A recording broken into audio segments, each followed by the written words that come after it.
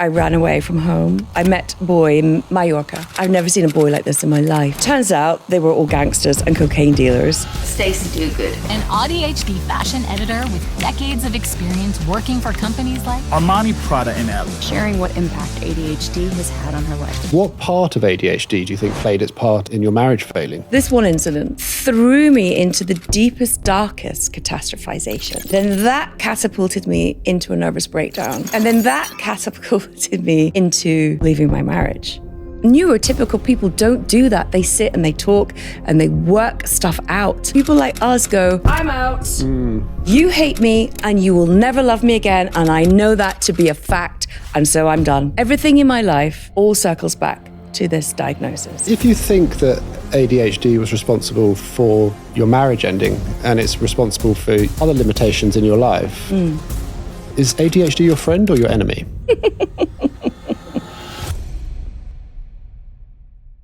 This episode is dedicated to anyone who's ever been called lazy, too much, or too sensitive.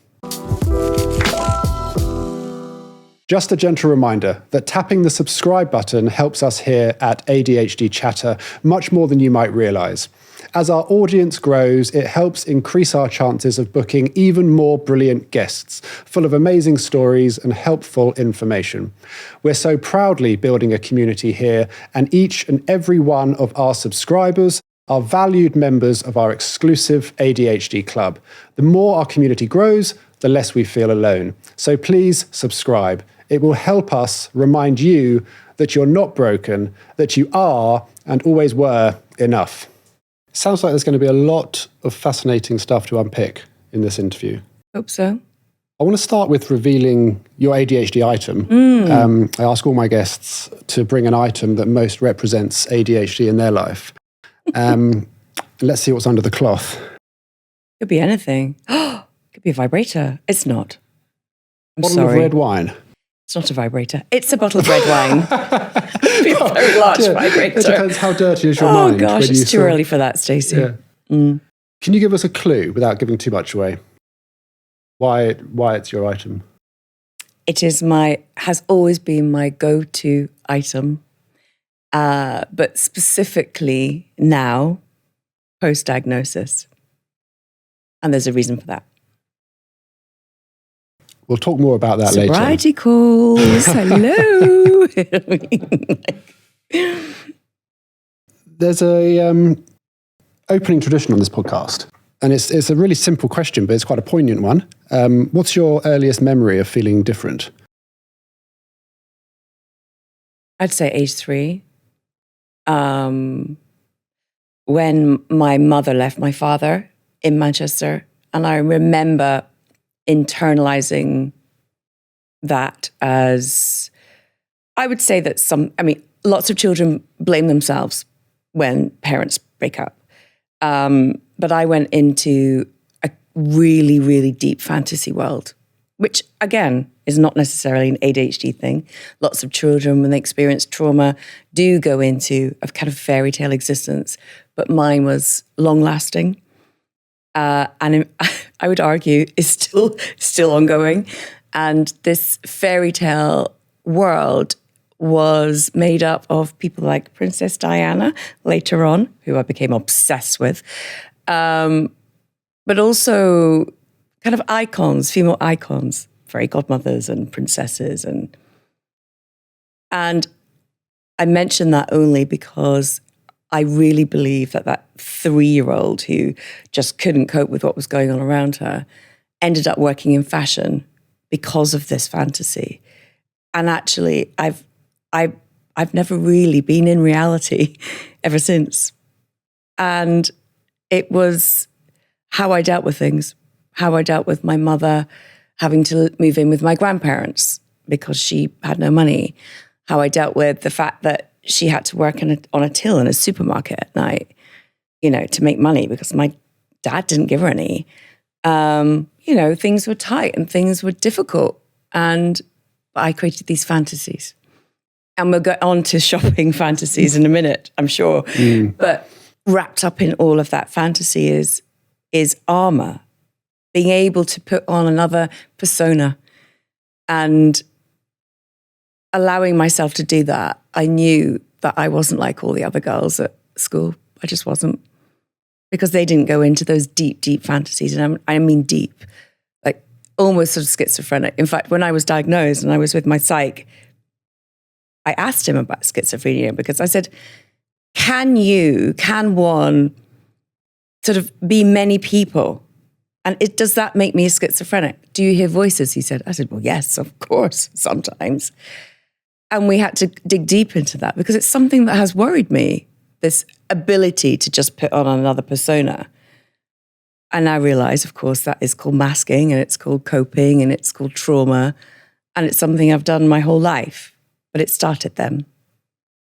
These fantasies, when you're having, or when you were having one of those, what does that look like from an outsider looking at you? That's a really good question because for me, it was dissociation. I wasn't in the room. Even as a little girl, I wasn't in the room.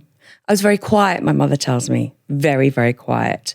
Go to birthday parties and not just stand on this, the edges of it and hold her hand and not want to join in.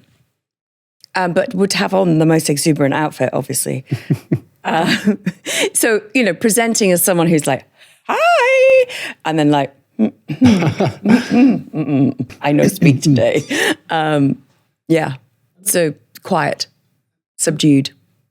I can only imagine presenting like that must have led to others calling you or implying that you were different. Do you have any early memories of people telling you you're different?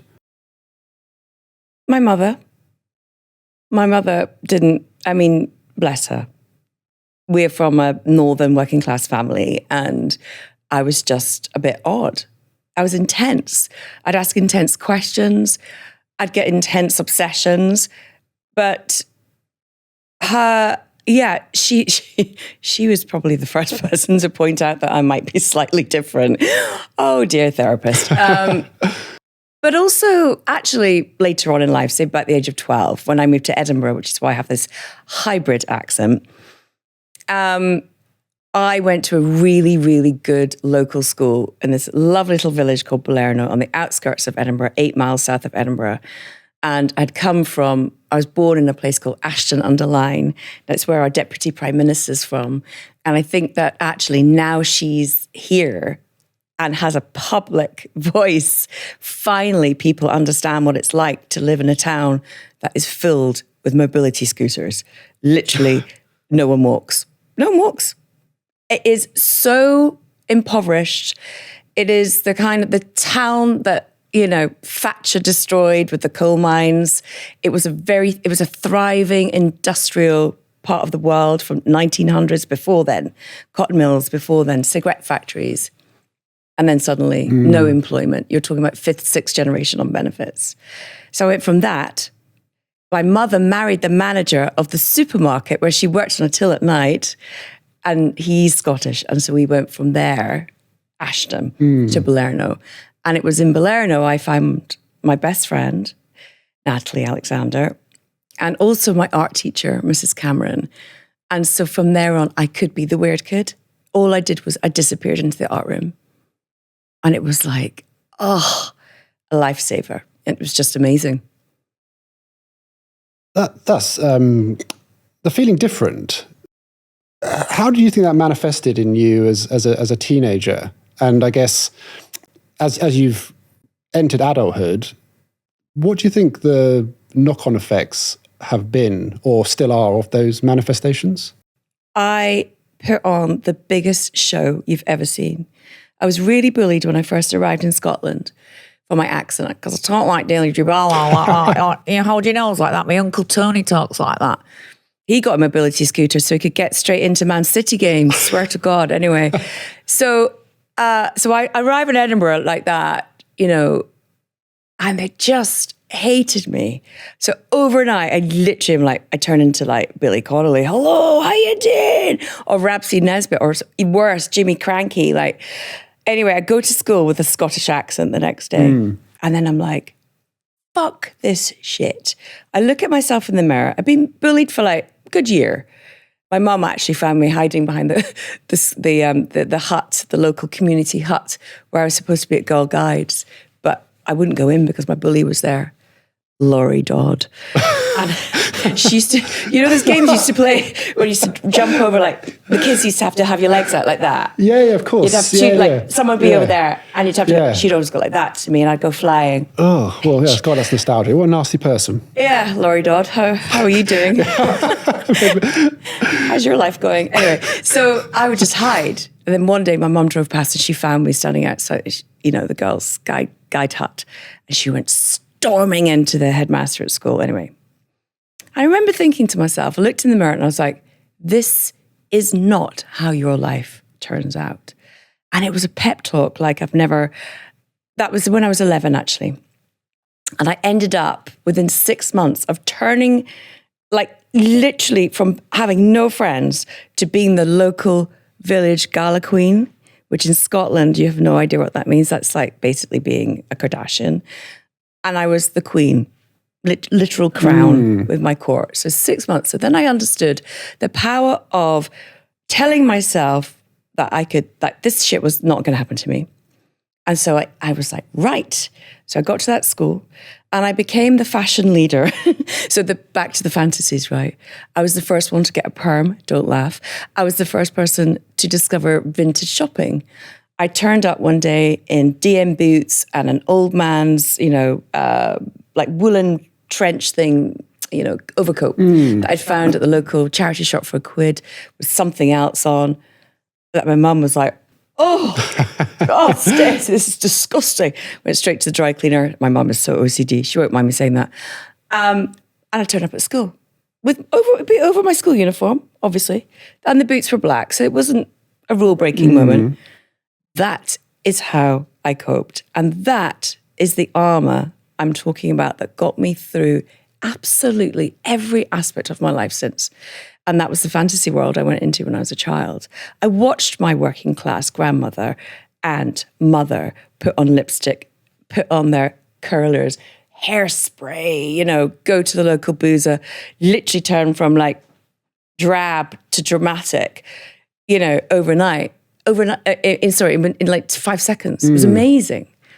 And so I understood the power of clothes and makeup and hair and beauty from a very, very young age. And prior to that, though, I had gone into this fantasy world of fairy tales and princesses, which sounds like a cliche. It is a cliche, but it's, it's where little girls escape to when they don't like their outer world.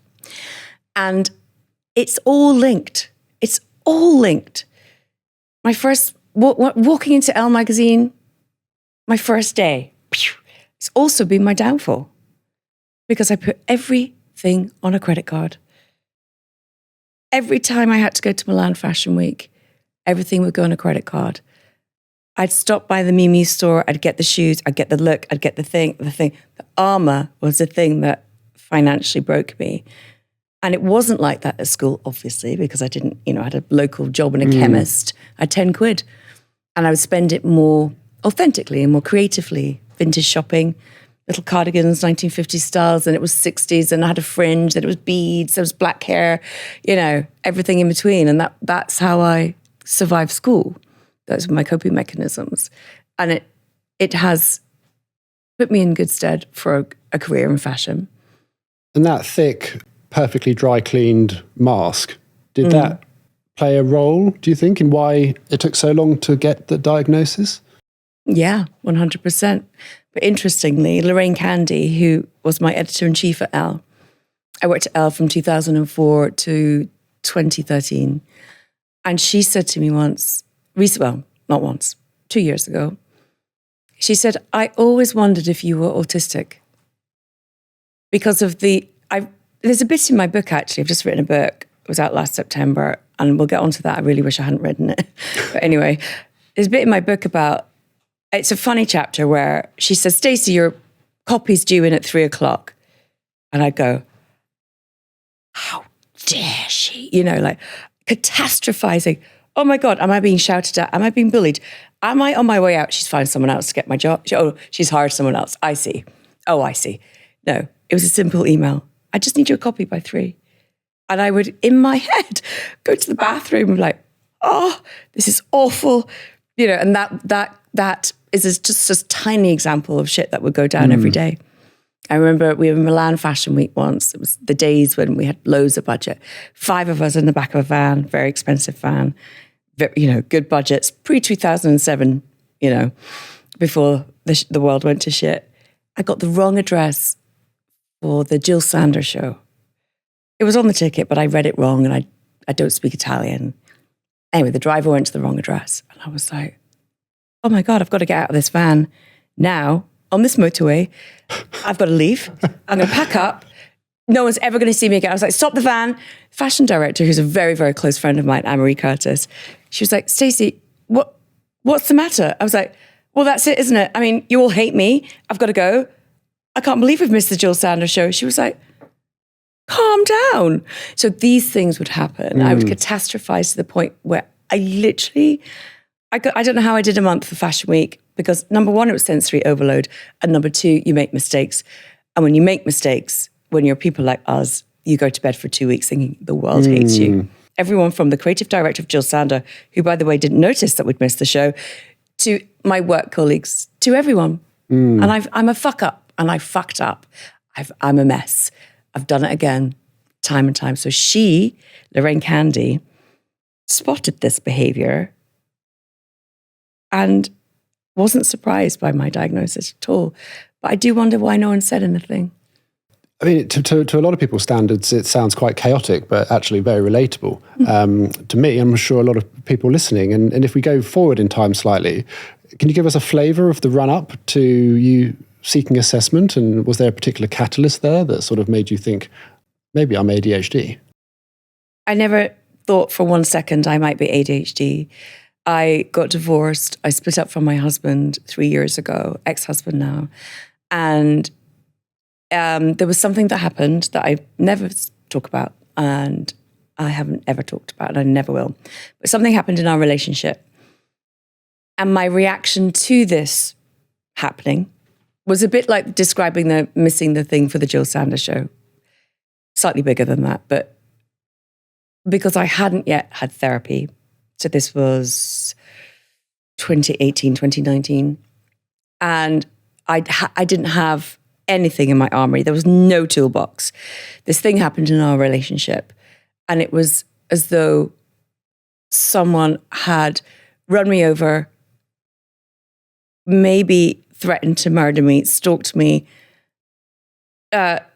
literally sort of drained me of any sense of self, and I had a breakdown.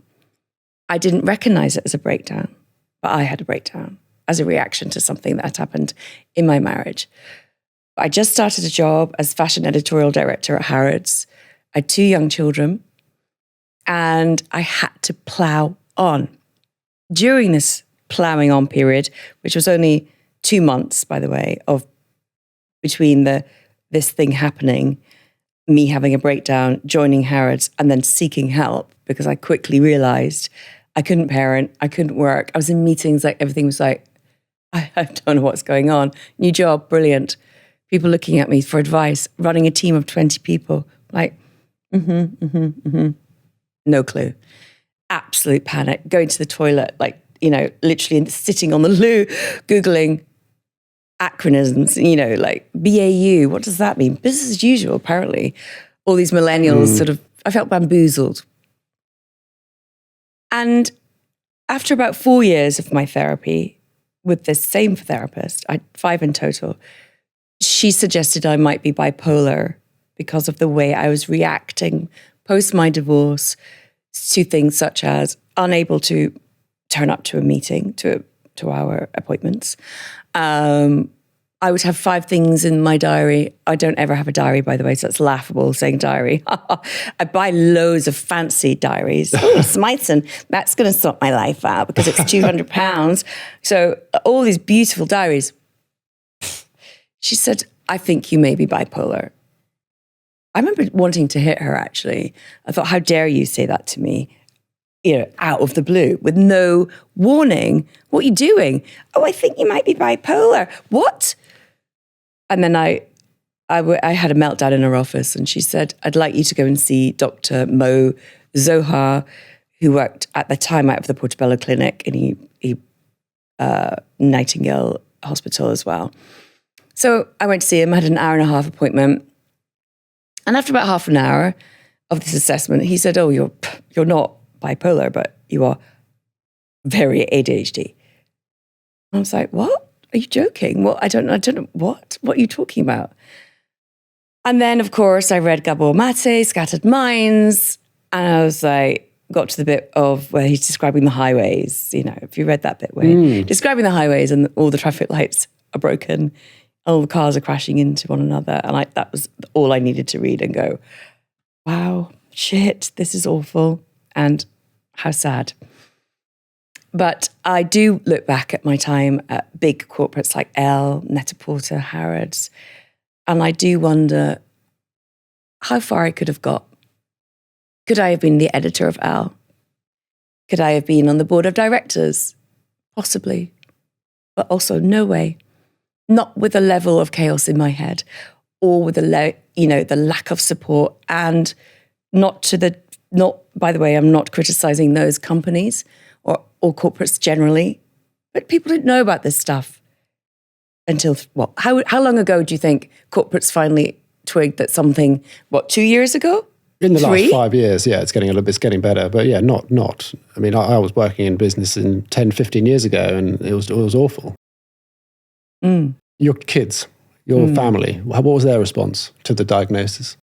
They were, so how old? So they were 10 and 8. 10 and 8. And they were like, oh, just because everything I did from there on in, I don't do this anymore, by the way, Alex. I'm past this little tiny phase. It's a bit like, when you meet someone new and you're like, oh, they're so great. I was like, oh, I'm ADHD. Like suddenly there's like, oh, and so it was like, everything was like, that's because I'm ADHD. And they were like, eye rolling. Oh, is it because you're ADHD, Mum? Yes, it bloody well is, actually. And suddenly I had permission. We made light of it, but we also, they were young enough to understand it. Thank God. They didn't have, I'm 50 now.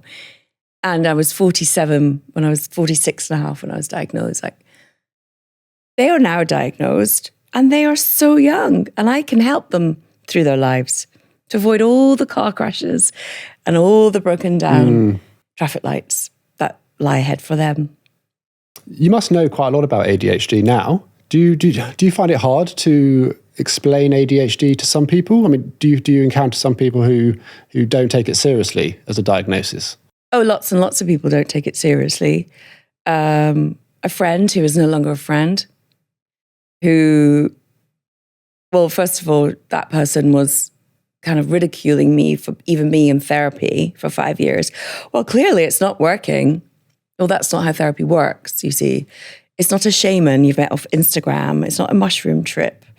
It's not ayahuasca, fucking Aberdeen with a bunch of strangers. I'm cured.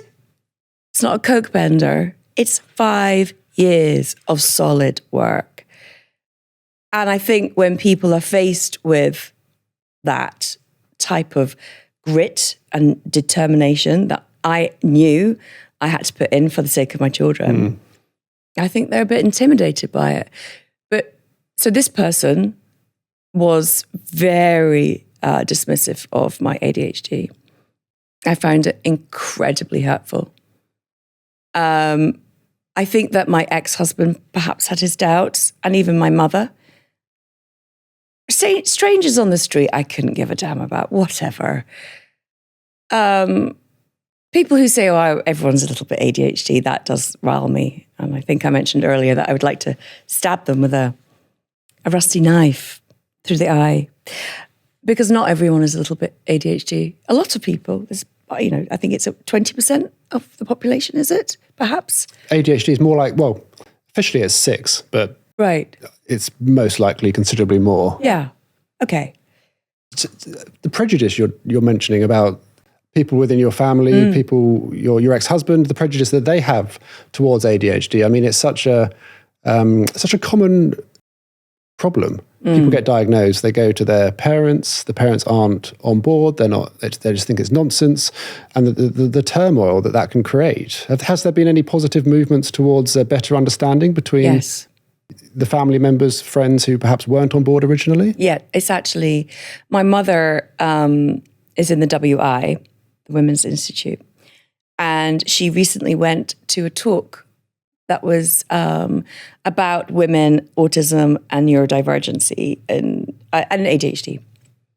And she actually came down she lives in Newcastle now, and she came down from Newcastle with this pamphlet. It was about 20 pages that she very proudly kept in a very pristine way, put in her hand luggage, brought on the train. And I thought, that is probably one of the most maternal things you could have ever done for me, that in that moment, during that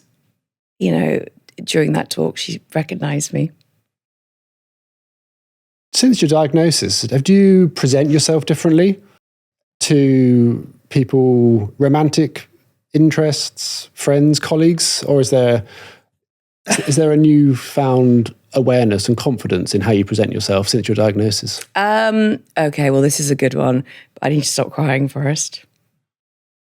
So yes, that pamphlet was a bit like, wow, I feel seen. Do you remember the conversation when you first broke the news to your mum? Do you remember how that played out? I actually don't remember exactly what happened, but I remember subsequent conversations after the kind of initial, where we'd have a face-to-face and we would then be able to more freely discuss my father, who she left when I was 3, who is definitely undiagnosed, but on the spectrum. And, all the kind of weird, quote unquote, family members on that side. So we were able to dig deep into the kind of, for example, his mother, my grandmother, Ida, who was a very quiet woman, who was just, people in those days were, oh, she's just a bit weird. Cousins who I won't go into too much detail about, but, definitely on the spectrum. So perhaps also she felt closer to me because as a child, there was a definite disconnect between us, and especially as a teenager. And as you know, that ADHD can be really exacerbated by hormones, by hormonal change. And so during, teenage years, puberty and menopause. So my teenage years were hellish with her. And we physically fought. And it was really difficult. And I think as, with age and with the diagnosis, I've had 5 years of therapy and I keep banging on about this, but I've been able to forgive and also see it from someone else's perspective, see someone else's view on me.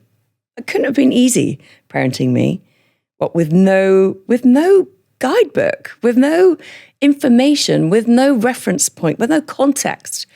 My brother's from a different father, so he's completely neurotypical, like the rest of that side of the family. I'm the other side of the family, and they just didn't know what to do with me. And your father, he's absent. Have you spoken to him about ADHD at all? We had a conversation once, which honestly, I almost choked laughing and I had to hang the phone up. And that's not a good thing to do on a person who's autistic. I said, Dad, can you just tell me, have you ever managed to run a diary? And he said, well, about 15 years ago, I started writing a diary. And I was like, okay, still hope for me. How did you do it? I sit down every morning and I write my diary. And I was like, okay, so like a set time? Yes. While I'm having my cup of tea and my first cigarette. Okay. And I sit down and I write down everything I did the day before. I was like, oh my God, that's a journal. Okay. At that point, I had to hang up. I was like, okay. All right. So we don't actually have a diary. We have a journal. But this idea that he had a diary is dead sweet, okay? but he wasn't putting anything in the future in the diary. It was all the past. And then another conversation, I said, oh, God, my notes. I mean, I've just been granted something called access to work from the government.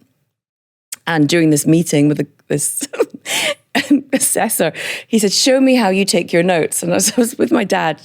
It was over the phone. I was like, show me, like, how do you take your notes? FaceTime.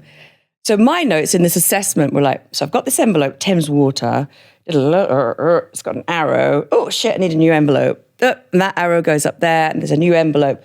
It's like a sea of envelopes. Nothing opened, obviously, because you don't open your mail. Oh, terrifying. And then it's like, and if one of the envelopes happens to be moved overnight, you're like, where did the arrow go to? I don't know. Anyway, his notebook, exactly the same. Exactly the same. Swirls and words. And by the way, I know what all of that means.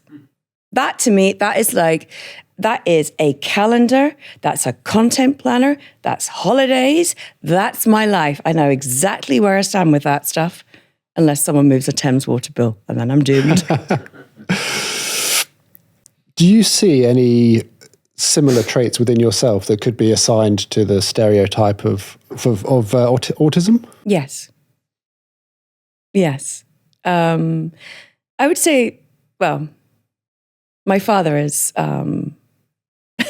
he self-diagnosed actually as he was watching a TV show. And it was this, so Asperger's is no longer a diagnosis, right? Right, yeah, sure. It's all ASD. ASD, yeah. ASD? Autistic spectrum disorder. Yeah. We don't like the word disorder, but we'll go. No, we don't like that. It is what it is at the moment. It is. Dramatic, better. And he recognized some of those traits. Anyway, this is many, many years ago. We had this conversation. He would never, ever go and have a diagnosis, not at all. But I would say that to the argument that perhaps some of these things that we're describing, comes under the banner of ADHD, perhaps they're not genetic and they're trauma related. I would argue strongly that they are genetic. The physiological, the developmental, the chemistry, makeup, whatever's going on in there, I would say there is a heavy component that is genetic. And for sure, it runs heavily in my father's side from my grandmother. And autism coexists with ADHD. However, they are quite, it's like an oxymoron, isn't it? It's like autistic people get very, very, very focused on one thing, very slow and very methodically into that one thing, which for me as a teenager was art and painting, which for me during work, my career was fashion. And I could tell you every single look that was on which model, on which year, in which show, on which season. And I could probably still memorize the catwalk schedule, even though I haven't been to Fashion Week since 2017. I could memorize all of that detail, all of it. Run a diary? No. All of that detail, absolutely. Back to like Tom Ford shows in 1997, like really detailed. ADHD part of me, interrupting people, jumping up even, embarrassing. I remember jumping up in meetings, being so excited, moving on to the next thing. That's boring, it's boring. But I do have a deep passion, which is painting. And thank God I do, because it always brings me back to a place of stability and feeling in my body. And I really, really, I wish I could be a full-time painter, because I feel the older I get, and now I've been medicated for 3.5 years, and I've had my therapy, and I have a broader context, and we have a cultural context, right? Society has kind of accepted us for what we are, really. I feel almost like I could retreat. I feel like I've done the proving. I feel like the ADHD part of my personality is like done. I love you still.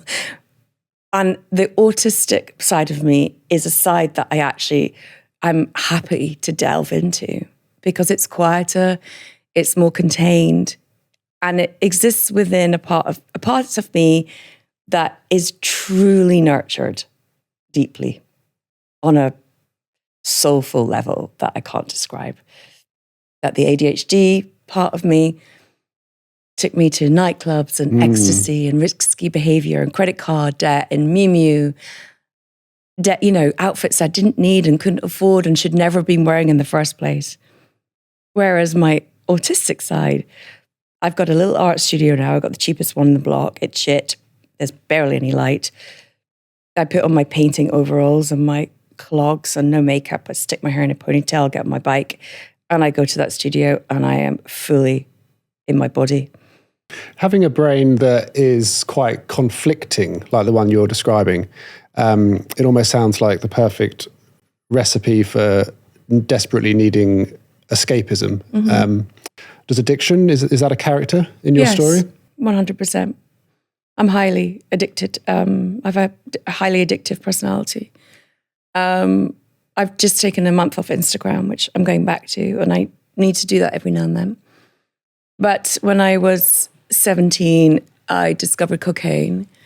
I ran away from home and I met a boy in Mallorca. And I've never seen a boy like this in my life. He was the coolest I'd ever seen. And it was 1991. And that was when the rave scene was house music, not rave. House was really at its peak. And he introduced me to house, coke, ease, really fucking nice clothes. And I just escaped into this really hedonistic London, glamorous, fabulous scene. Turns out they were all gangsters and cocaine dealers. And it's in my book, actually. One morning, I'm like this 17-year-old from Edinburgh, and I'm starving. And I climb up a ladder. Why are the cornflakes on the top shelf? I find it's not a ladder, like a step. Get this packet of cornflakes, top shelf, pour it into my cereal, boom. Massive bag of white powder. And they're coke dealers. And, that was a shock, but also really exciting. Oh my God, dopamine! And then eventually my mum, back in the days of landlines, called the landline and said, "You've got to come home." So I finished my last year of school, and then I finished school at midday, and I was on a train at 1 p.m. back to London, and I lived that hedonistic life. And then I went to art school in Manchester. I lasted 1 year because I lived on the same street as a nightclub called the Hacienda, and I basically lived at the Hacienda, which is why I'm half deaf and have tinnitus ringing in my ears because he stick my head in the bass bins at the Hacienda 3 nights a week. And that was my 20s. And I'm describing really quite fun times that rolled into horrendous, lonely, drug-filled, horrible flatmates, no money, turning up at work having had no sleep, which, by the way, is my MO. I'm really, really good on a hangover and no sleep because it puts me into panic mode. And I'm fucking efficient in that mode, by the way. I'd go into my office at Paul Smith having to pull a new outfit off the hanger of, up the rail in the showroom because I've been out all night. Addiction often starts in a fun place, controlled. You're having a great time. But time and time again, it ends up destroying the life that it hosts. Where did yours end? Where did your story of addiction take you? It hasn't ended. It rolls on. The meds work. So the meds, I'm on a slow release medication called Elvance that I started taking 3.5 years ago. And what that does, it just lights up the dopamine receptors enough boop, boop, that I don't scroll through Net-a-Porter. I've lost my gold tier status, however. I don't scroll through dating websites. I don't participate in risky behavior, apart from in the aftermath of getting divorced, when I was an absolute nightmare. But anyway, that's mayhem in the book. And I don't seek out external, so I can't watch films. I can't read books. I will watch 5 different programs. You know the thing. You know this, right? I don't know. I no longer do this on my phone. Like 5,000 squirrels having a feast in your brain, and you're watching that. I don't do that anymore because, well, probably because of the medication, the therapy, the context of my diagnosis, but also for my children. And so I'm very mindful of the kind of example I set as a mother. And I'm scrolling through various, social media sites. I do sometimes find myself going down an absolute rabbit hole with Instagram still. And then I have to pull myself back.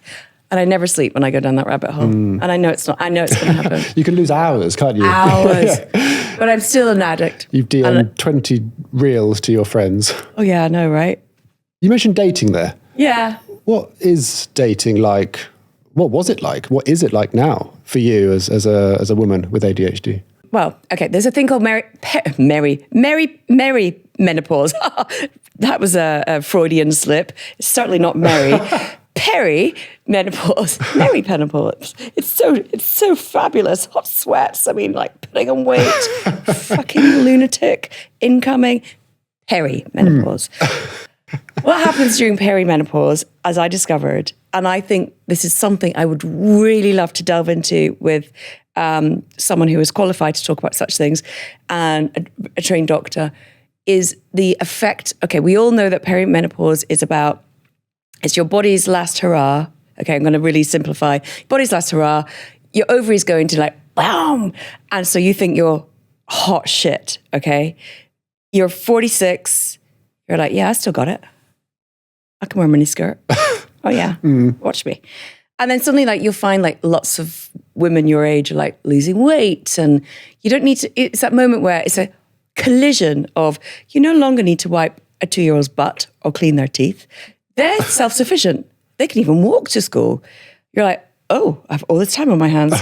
And then you're like, and then suddenly you get this like sexual, like a cat, like rubbing yourself up against lampposts. You're like, oh. And you turn around and you find your middle-aged husband is just on a different wavelength entirely. And you're like, I know, there's only one thing for it. Toyboywarehouse.com. Anyway, that's a true story. So I would love to know ADHD and perimenopause. I think it sent me batshit. I think it exaggerated perimenopause. I think it was like perimenopause times 100. I was a slut. I can show you pictures. I'm in like tight little dresses. I'm going to Chiltern. I'm like, hi everyone. I mean, I thought it was the hot shit. I'm look back, I'm like, oh my God. It was only 3 years ago. And at the time, so I wrote this piece on Instagram. I like to write. I'm no longer writing after I've written that book. But anyway, I love to write. That's another happy space, was no longer.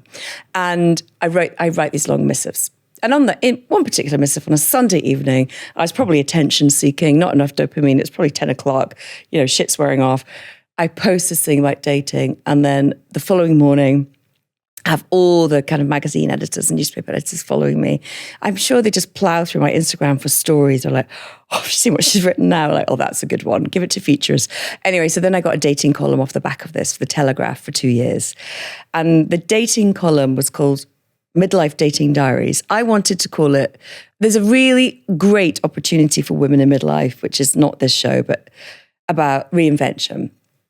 And, once you've got through that dreadful perimenopause phase where you literally think you're Claudia Schiffer, once you're through that, there's a really peaceful moment. That's me in my overalls at the painting studio. You kind of get through that hormonal hump. And I've gone off track. What on earth did you ask me? Dating, sorry. Once you're still in this, like, imagine it's like this. 2 years. I reckon 6 out of 10 cat owners, 6 out of 10 perimenopausal women will say the same. They felt sexy again post-childbirth. They felt a bit lost, perhaps, in their marriage. The collision of hormones and whatever else, they just went a bit balls to the wall, right? So ADHD, add ADHD. That's like adding sprinkles to a cupcake, all right? Give me a dating column. I'm like, he wants to see my pants. I go mad. Well, it's got a dating column. It's weekly. I've got a date. Mad. Oh, mad. This, by the way, is pre-meds. Just about, cusp of. Right, okay. Yeah. No, pre-meds. Yeah. Imagine, Yeah. now have a legitimate reason to be on Hinge, Tinder, Bumble, blah, blah, blah, blah, blah, blah, you know.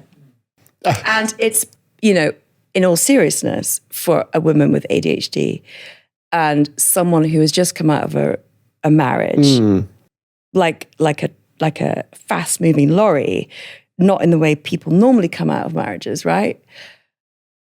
So I didn't really have time to think. And suddenly I find myself in a rental, feeling mental. And I'm like, how did I get here? And then you go on the dating journey, which you really shouldn't be going on, but you do.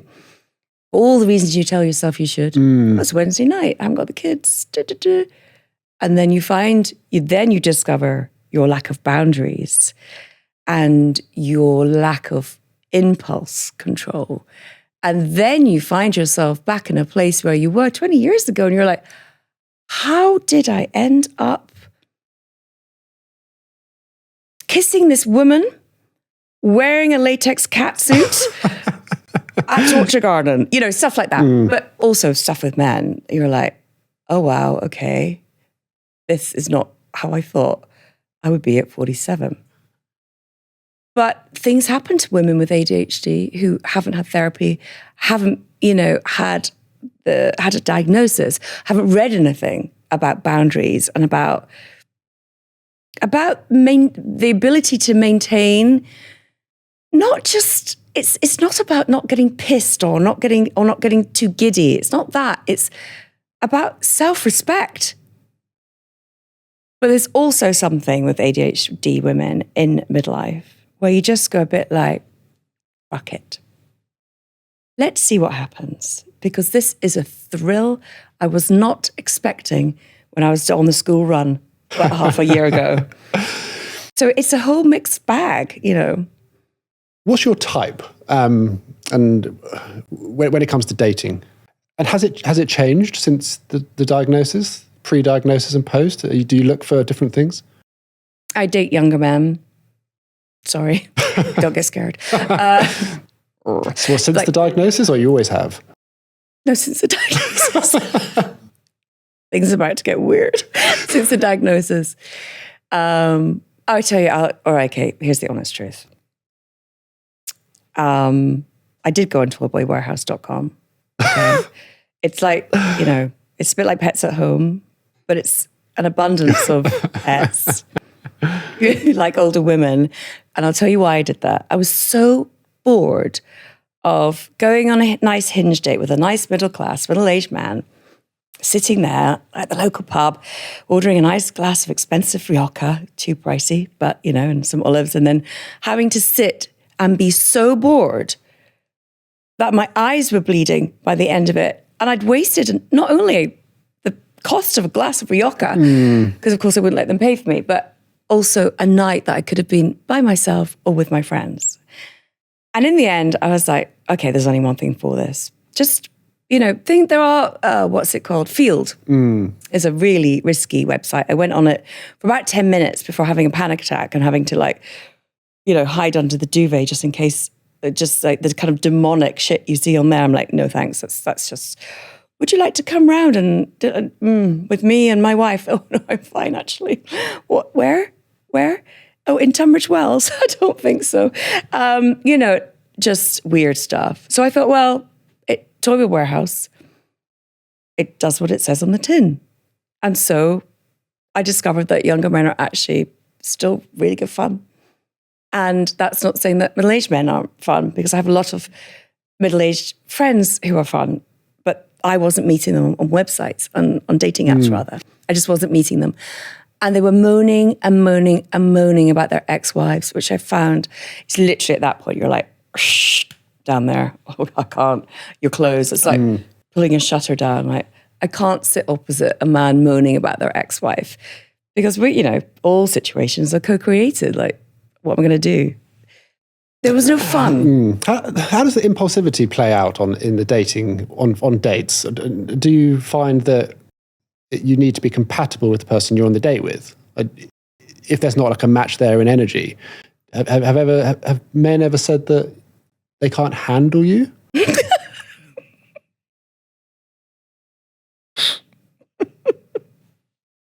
Quite a lot. Oh, yeah. I'm too much. I was like, ooh. So it was a disaster. And by the way, I think if I calculate how much I've spent on Hinge, that is expensive, right? To sit opposite a man who is just basically looking at it like, you are too much. I think I am too much. And I don't think, and I'm okay with being too much, by the way, because for so many years, I wasn't enough. And in that not enoughness in myself, which played out across work, across relationships, across everything, even the way I mothered, even comparing myself to other mothers, I wasn't enough. I'm okay with being too much. And if I have to sit opposite someone who says I'm too much, fair enough. My friends don't think I'm too much. Well, maybe they do sometimes. The topic of dating seems like a good opportunity to go back to the red wine. And why? Why red wine? Like I said, I'm still an addict in lots of ways. And I would never say I'm an alcoholic. I have alcoholic friends, and I have been to an AA meeting when I was about 28. And it's just not who I am. I know it to be true. But when my ADHD meds wear off, I feel like I've been at a rave, right? I feel like I've been at a day rave, and I'm literally like, oh, shit, got so much work done. Wow, wrote a book. What? You're joking? And then I'm like, and then I need a glass of red wine. So that is, since my diagnosis, I have had to be very careful, by the way. And that could be, your addiction, whatever brings you down and back into your body, could be anything, right? For me, it's not an addiction, but it's a thing I have to have. It's a ritual. I have a glass of red wine, nervous system calms down, and then I get hungry, really hungry. What happened? Be hungry all day. What happened that made you think you had to go to an AA meeting? Lots and lots and lots of, my 20s were horrific, like really awful. Lonely, lots of drugs, lots of gay clubs, lots of 3-day benders, finding myself in situations after day 3 on ketamine, horrific, really bad. And after one such bender, I went to an AA meeting, and listening to their stories, I thought, oh, I'm a whisker away from there, but I'm not going there. And I know that alcoholics listening to this will be like, she's an alcoholic. Okay, well, we can call ourselves whatever we want. I could call myself a drug addict. I could call myself an alcoholic. I could call myself Stacey Duguid. I just have a glass of wine when I come off my meds, and that suits me. If at any point I felt it was getting to an issue, I would deal with it. Because of course, when you have this kind of diagnosis, which for me is like a godsend, an absolute blessing, you're constantly check in with yourself. You have to self-regulate. Because no one else is going to monitor your behavior. No one else is responsible for you. No one. No one is going to be there for you at the end of the day. It's you. And once you understand that fully, you really actually grow up. Really grow up. And you really come into yourself. And I'm a way, way, way easier, better, kinder person than I used to be. And I'm way kinder on myself. And I think that's the main thing. And so that one glass of wine, if it turns into 20 bottles, okay. Yeah, but it isn't. How did you meet your ex-husband? On guardiansoulmates.com. So this was before dating apps, which leads me, it's kind of obvious. It's kind of obvious. Stacey can't meet people in real life. I'm so shy around men. I'm hopeless.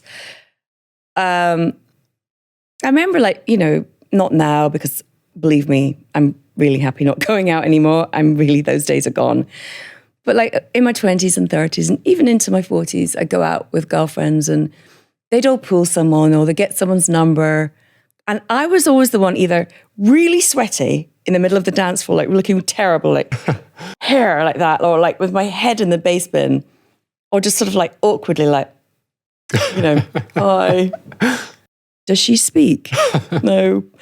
Awful around men. Awful. Just a compliment would come my way and I'd go, someone paid you to say that? Just like, awful. Can't do it. Cannot do it. You were married for 10 years. And this was pre-diagnosis. Mm-hmm.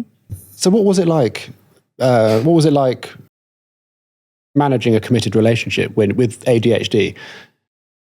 Very hard. It's very hard to manage anything that's a commitment. Yeah. But I really loved the stability of that until this incident happened. And then I no longer felt stable and safe, which is when I had my breakdown, which is when I just fell apart. But prior to that, I felt loved for the first time. I felt looked after, cared for. And it was the first time in my life I'd allowed someone to care for me and look after me and love me, really genuinely the first time. And probably the last, who knows? I wonder if my love for my children, which is so deep, I wonder if that's enough for me now, actually. And the love that I had in that marriage, that really like caring for one another, that's what I needed at that time. My children are something I can never walk out on. They are a commitment beyond. They have shown me parts of myself I never knew I could dig deep to. You can't just walk away. You have to go back. And actually, the fear of commitment is a really, really good question. Because that's why I'm sure ultimately our marriage broke down because of my ADHD. Everything in my life all circles back to this diagnosis. My divorce, well, my childhood, for sure. My 20s, my reckless 20s, my drug taking, my financial ruin, which happened several times over, my inability to climb over a certain pay grade at work, and still that goes on, by the way, and my divorce. And it all circles back to this. And although I can sit here and say I've had therapy and I've had a diagnosis, believe me when I say, when I have my work meeting tomorrow, it'll be internal chaos. And I won't be able to deliver what I need to deliver. I just won't. Not possible. And that really worries me for my future because I know that as a single parent, I have to earn money. But I really worry I don't fit in with this kind of work that I'm doing at the moment, which is writing, consulting, creating social content that requires calendars. It requires, planning. It's a bit of a mess. But anyway, back to the commitment question. It's very, very difficult to commit to anything apart from my kids. If you think that ADHD was responsible for your marriage ending and it's responsible for the limitations on the progress in your career and other limitations in your life, is ADHD your friend or your enemy? ADHD is my frenemy.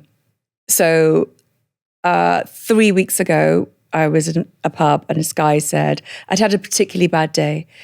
A whole collision of diary mishaps had happened, like quite catastrophic, right? And he said something, it didn't even feel dismissive. He himself is ADHD. And he said, ADHD is a superpower. And I said, no, it's not. And he said, yes, it is. I said, well, first of all, that's your white privilege talking.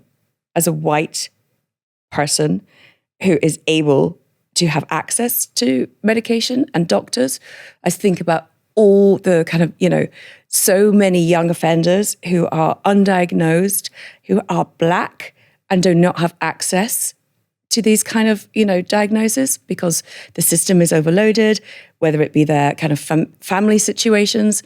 So that's your white privilege, number one. Number two, my day is mad. And my night too.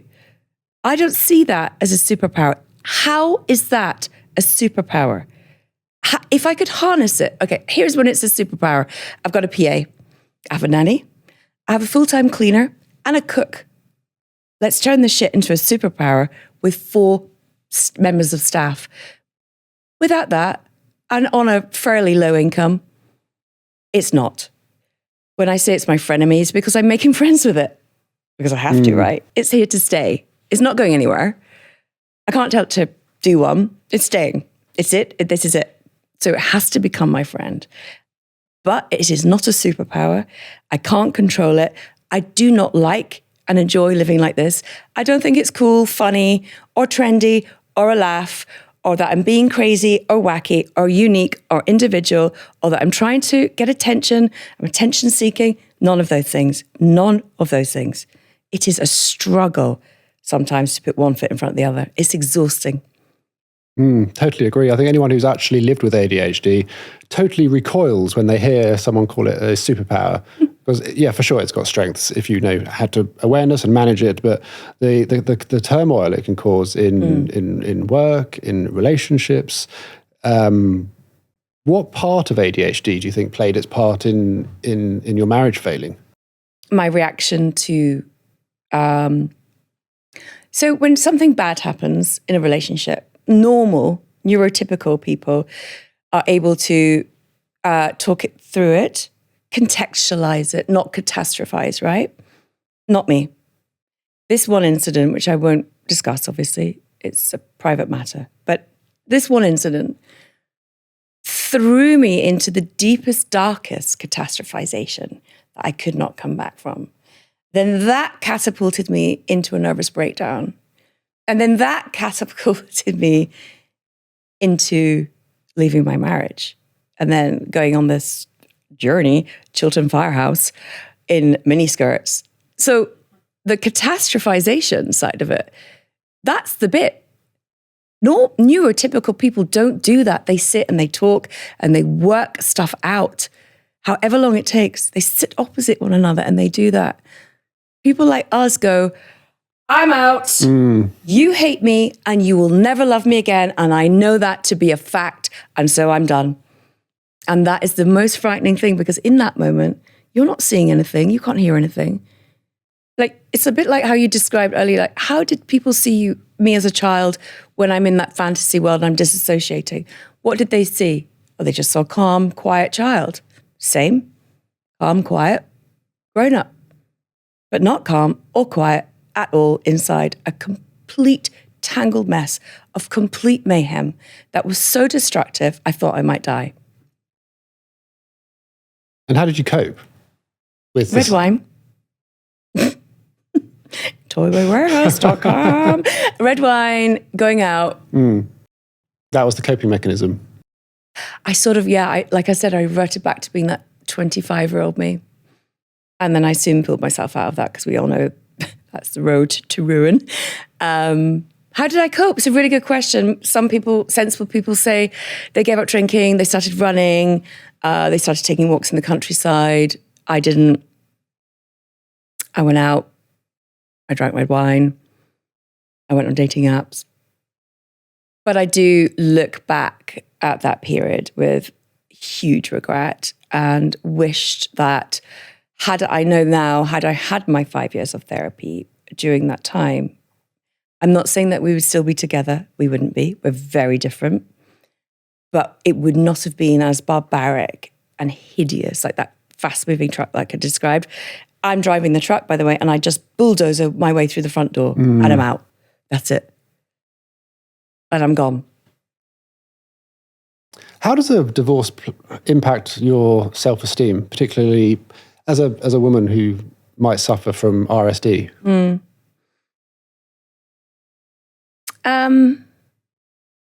It's really good to now be able to reflect upon that 3 years of, well, particularly like 1 year of mayhem.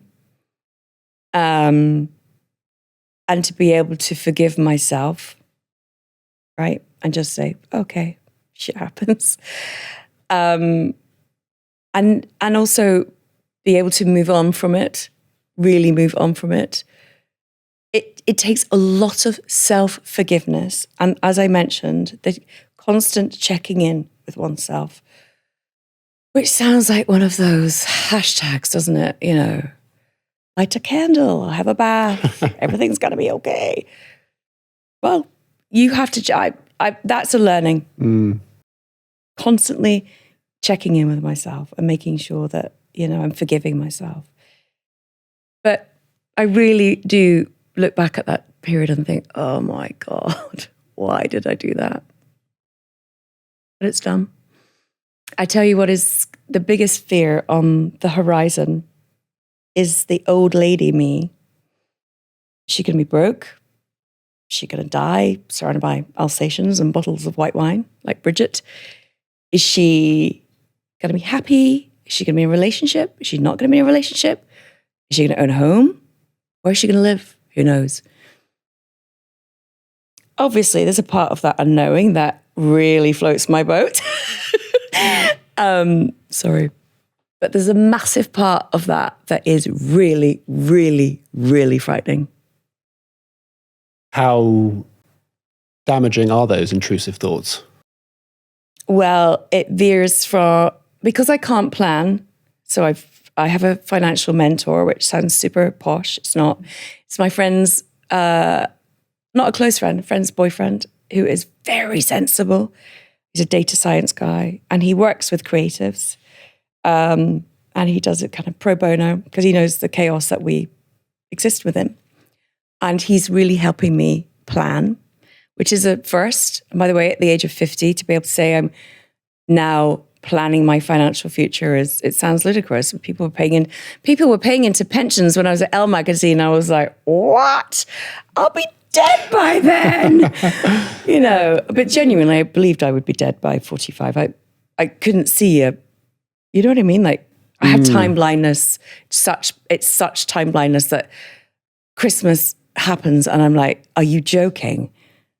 What fresh hell is this? 1 week before, I can't book a summer holiday. I'm like, what? Summer's all this stuff that comes around, of course.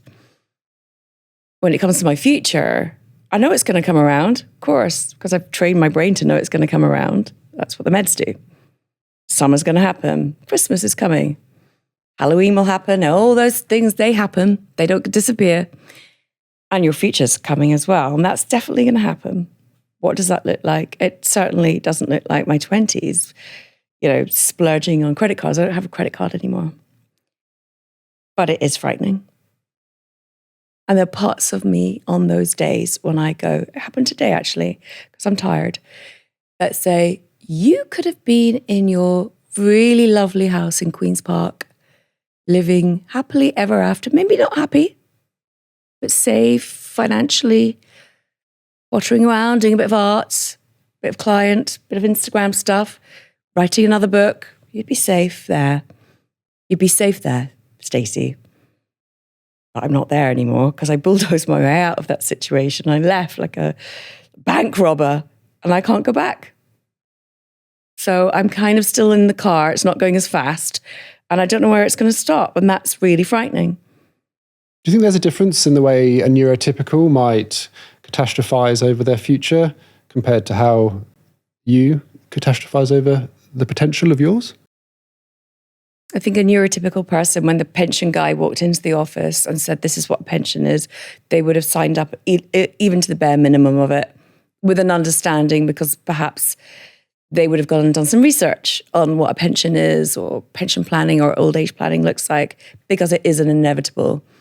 I would say that for someone like me who genuinely can't see past next week, Kate Spicer and I, when should we meet up? 10 minutes, see you there. It's very different because the future doesn't exist. I have such a lovely, lovely new friend. She's a wonderful, sensible, wonderful woman. And she said, Stacey, for you, time is just a number. And I was like, yeah, it just is. And so I don't know how to plan. I don't know how to plan it. And do I think that neurotypical people are frightened of old age? Yeah, sure. Being sick, you know, the older you get, you're like, oh my God, I can't get up the stairs or what. That hasn't happened to me. But you begin to, it's existential, right? But at least they're thinking about it in a kind of maybe quite sensible way. I say sensible, but a normal way, a rational way, rational. Whereas I'm like, shit, will I still be driving? Will I be driving a caravan or in Wales? 10 dogs? I don't know. I have this conversation with Kate Spicer. We just don't know. You've mentioned a couple of times in this interview some incredible brands, huge fashion labels that you've worked with.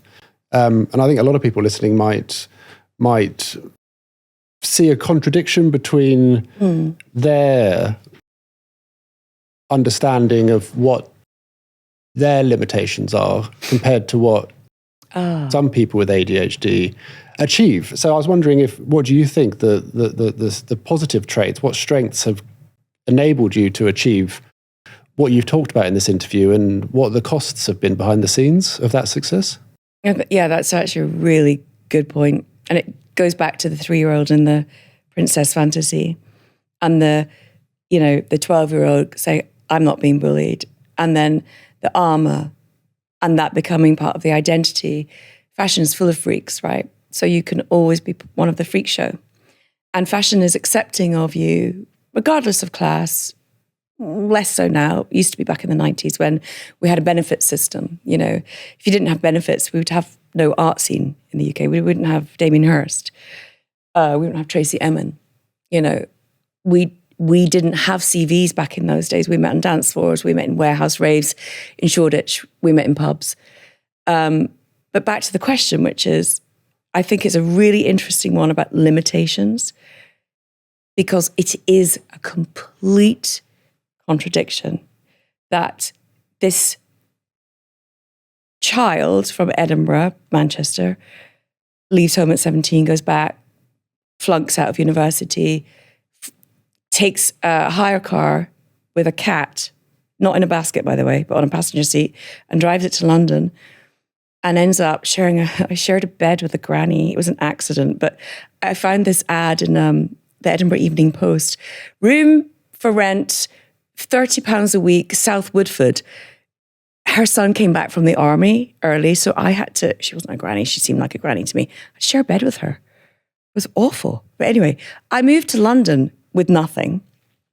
But I did have these ideas of that I was just going to go for it. And I think it was maybe easier then, I don't know. Maybe the walls have come up since then. Maybe not, I don't know. I moved to London with nothing, sharing a bed with this woman, got a job in a pub. I worked Saturday, Sunday and Thursday evening in Harvey Nichols, which is where I met a load of my mates. I had a job at a pub called the Golden Heart, which is in Shoreditch, which is where Gilbert and George then started drinking and all the art people. And I worked for free in a PR agency during the day. So I had like a million jobs and I made it work and I went out. I didn't limit myself. I ran my own business at the age of 27 that was bringing in like thousands of pounds per month. It crashed, obviously, but I had a warehouse in Leonard Street. My landlord was Julian Opie. I had like a 3-story warehouse. I set up a fashion showroom. I flew to Milan and negotiated the contracts, like mad stuff. I had loads, so frightened of everything, but no fear. It's such a contradiction. And I know I'm aware of that. And after that, business folded and crashed, and I ended up, up in Stanmore at my accountant's, so everyone can come and shout at me about not being able to pay them. It was after 9/11, actually. I got a call from Giorgio Armani's office to go and work for him. And I went to work for him for 2 years. And then I got a call from Prada. And I went to work for Prada. And I was the youngest global press director at 30. And 3 months in, I realized these were not my people. And I was hosting a lunch for Elle magazine on behalf of Prada. And that's when I met the editor. And she said, "You're great, come work for me." And the sort of determination, but I think the real point is grit and resilience. I'm from 3 generations of women who all worked in the same factory. They all worked. My great-grandmother cleaned the toilets in the local market. They all worked. I was showed that as an example. You work. And I do think it's a mix of that grit and resilience and fearlessness. was being terrified. Has that fearlessness ever got you into trouble? Yes. Yes. Many times. There was a time in Milan when I could see this editor watching me. He was American editor. And he said, I was young. And he said, can I come pick you up? Where are you staying? Gave him my hotel details. Got in his car, got in a car. He wasn't in the car. And the driver was like, oh yeah, let's call him Steve. Steve said to take you here.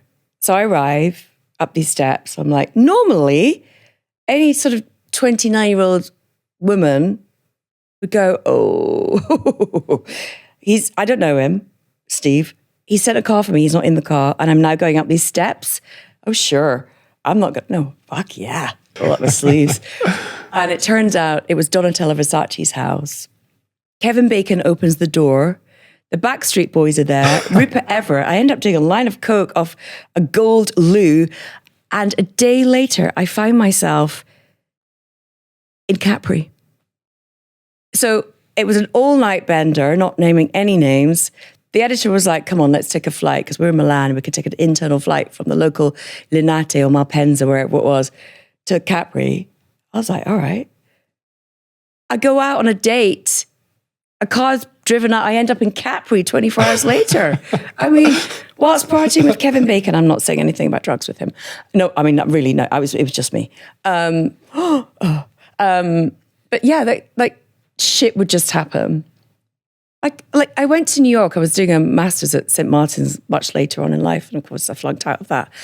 I was walking down the street with my student friends, and I somehow was invited, I don't know how, back to some actor's house that ended up like rolling into something else. I end up in Gramercy Park in that beautiful restaurant. And from there, I end up in a gay club, and I wake up on a round like bed, leather. I look out, there's a mirror, I'm fully clothed.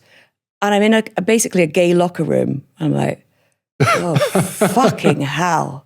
What's happened? And these two lovely, they're bears. I don't know if that's woke anymore, but back then we used to call cuddly, overweight, self-identified, by the way, bearded men bears. And I was obviously their cub for the night. And I woke up and I was in Brooklyn. I had no idea where I was.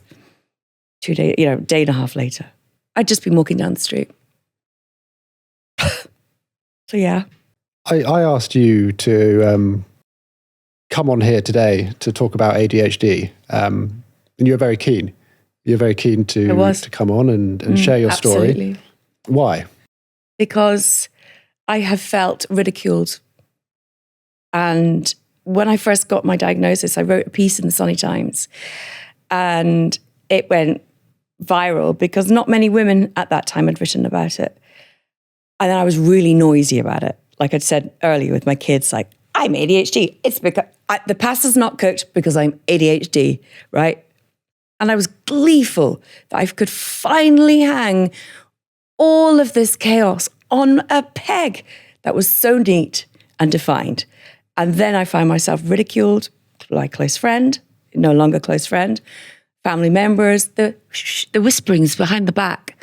And then it started happening on social media, and I clammed up, and I haven't spoken about it since. And watching you do your thing, I love what you do. I love the way you talk about it because it's engaging, it's not patronizing, it's not ridiculous, but it's also slightly amusing and very relatable for me. And then when Spicer came on, and then I thought, yeah, it's time to start talking about this again and to not go into my shell and feel embarrassed and hide and feel ashamed. Shame is my best friend, obviously. Comes along everywhere, uninvited. Takes a seat next to me. Not here right now, maybe appear tomorrow. Shit, what did I say? But Shame was always along for the ride, right? And Shame was a pain in the ass. So Shame dragged me off that platform. And I was like, well, I know why I'm not getting any paid partnerships on Instagram. It's because I need to make it look cool and honed and this and that. And then I'm like, oh, it's so not me. hi, here's my handbag, you know. And so I oscillate, right, between here's my handbag to this is everything that's happening in my life, you know. And actually, that's really difficult because I am a bit, here's my handbag. But I'm also very much like, here's everything that's going on in my life. And I think I have started to self-edit. And that's not a place I like to be. And especially after writing the book, which I wish I hadn't written, self-editing has become a kind of default for me. And I need to, and coming on here was my first foray into being my true self. And how does it feel? Sat there bloody talking. Good.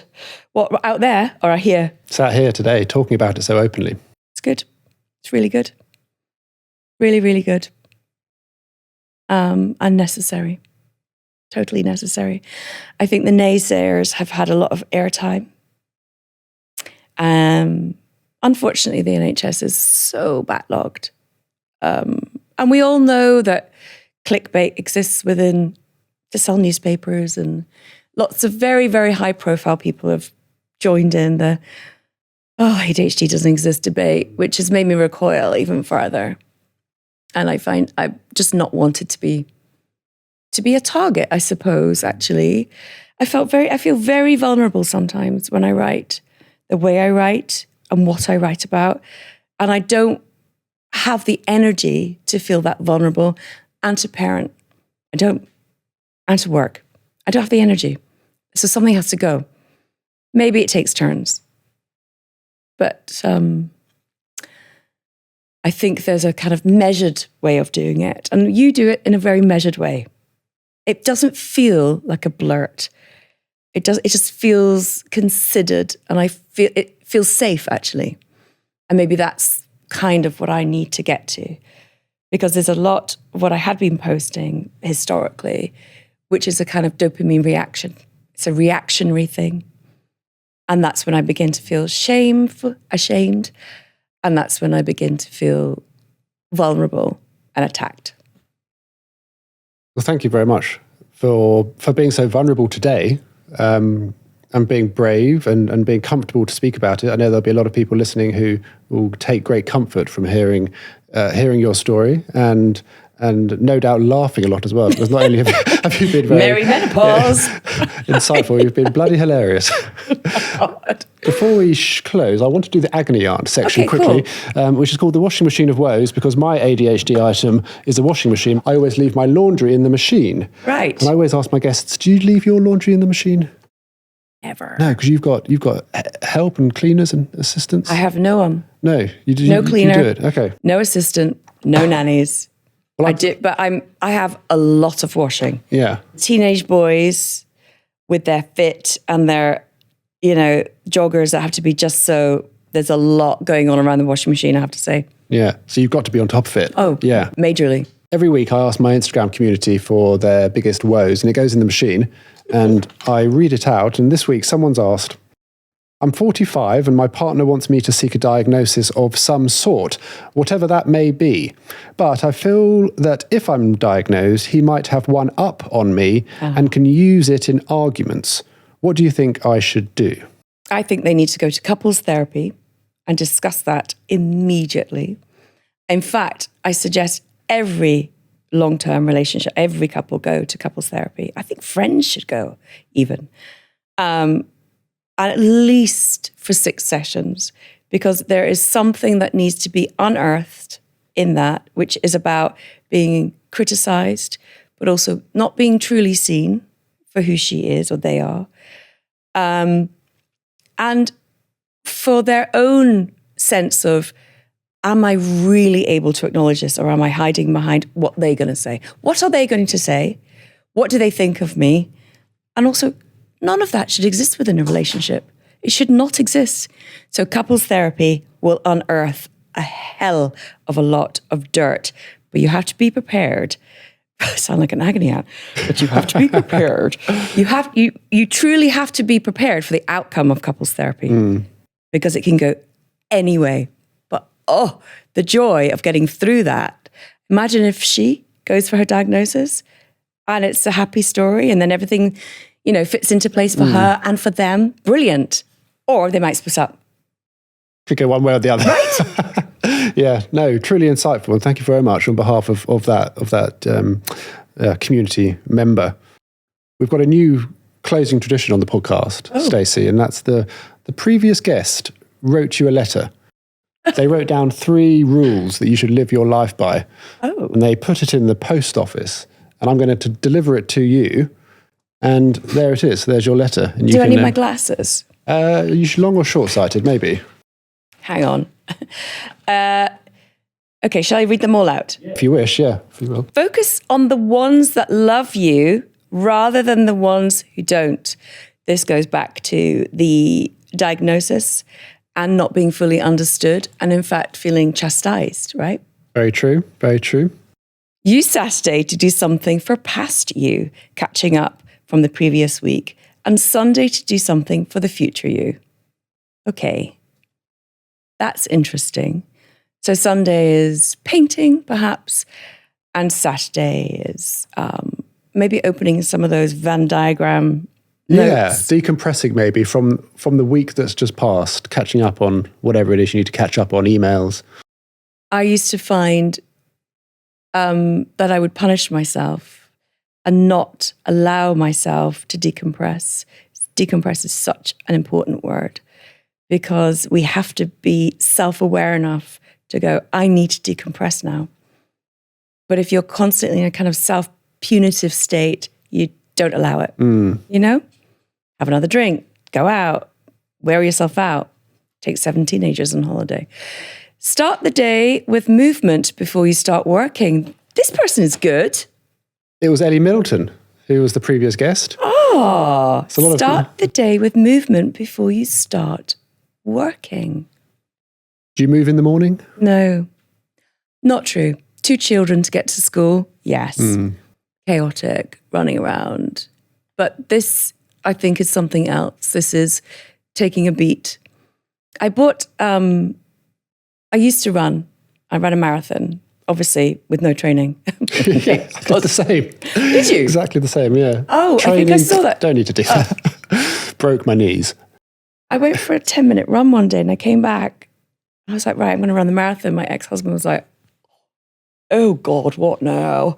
You know, did you really? No training? Like 2 months? I did London Marathon with no training.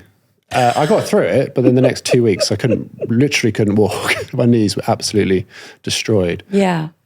Wow. The ligaments hadn't strengthened up because of the lack of training.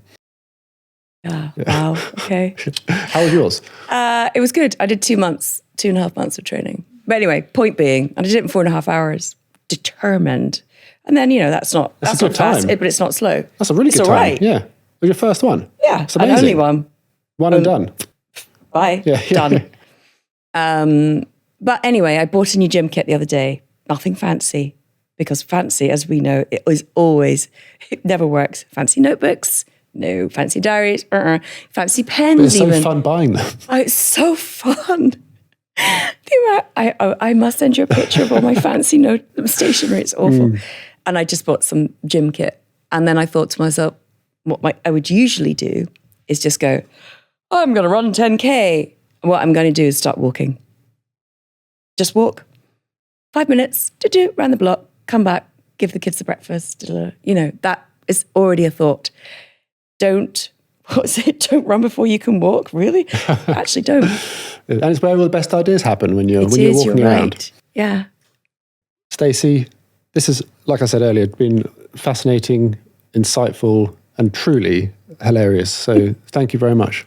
Thank you for having me. What's the most impulsive thing you've ever done? The most impulsive thing I've ever done is, go on a date with a random and end up in Capri 24 hours later, probably. Yeah. Definitely the most impulsive. Gosh, I could go on for hours with that. The most impulsive thing I've ever done is buy a house abroad. Having seen it once, and then knowing that it would leave me with not enough money to buy a house in London. The end. Did you buy it? Yes. And how did that end? I still have it. Okay. It's not been great. Have you got I'm terrible with unread emails. How many unread emails do you have? Thousands. Thousands. Yeah. I mean, they're all unread. They're all Really. unread. I don't know how you do that. They're all unread. Yeah, so okay, probably quite a lot. What about screenshots? 13,635. 13,000, that's the new record. Yes! Reusable shopping bags. Do you forget those when you go to the supermarket? You always have to buy a new one. The expensive one. The canvas one. Do you have a cupboard full of them? It was so stuffed they all fell on me once. I genuinely thought I was the only one who had the cupboard before I started this podcast. I'm really sweating now. What's the next question? What about domains? Do you buy domains? Oh my God, I can't believe you've asked me that question. Are you ready for this? Are you joking? Oh my God, are you joking? I thought I was the only one. What's your I'm gonna have to turn domain my- graveyard look like? You're not going to fucking believe this. Okay, so every time I have an impulse that I have the best business idea ever, I buy a domain. 1, 2, 3, 4, 5, 6, 7, 8, 9, 10. That's last week. 22. Yeah.